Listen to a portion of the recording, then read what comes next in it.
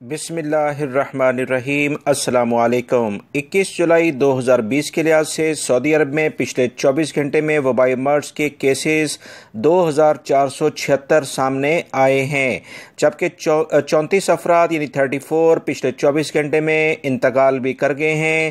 انا للہ و انا الیہ راجعون۔ 4000 افراد صحتیاب ہوئے ہیں، جو کہ کافی زیادہ بڑی تعداد ہے۔ الحمدللہ صحتیاب ہونے والے افراد کی تعداد میں مسلسل اضافہ ہو رہا ہے۔ اسی بنیاد پر سعودی عرب کے دیگر جو کاروبار زندگی ہے، جیسے انٹرنیشنل فلائٹس اور دیگر اہم کام، وہ شروع ہونے جائیں گے۔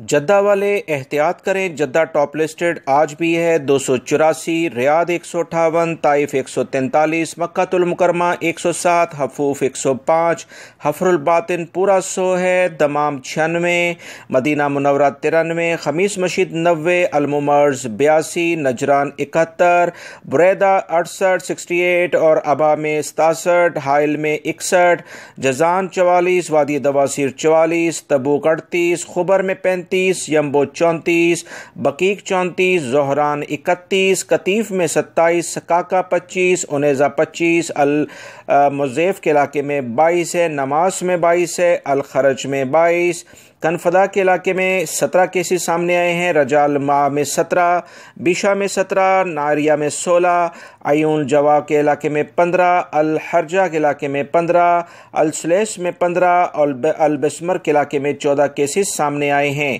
دیگر علاقوں میں بھی دوستو کچھ کیسز ہیں، مگر بڑے اہم شہر جن کی تفصیلات یہ ایسٹرن کے علاقے ہیں، مشرقی ریجن کے علاقے ہیں، جہاں وبائی مرض کافی زیادہ پھیلا ہوا تھا، یہاں کی صورتحال میں نے آپ سے شیئر کی ہے۔ دیگر علاقوں کی تفصیلات بھی آپ اس ویڈیو میں دیکھ رہے ہیں۔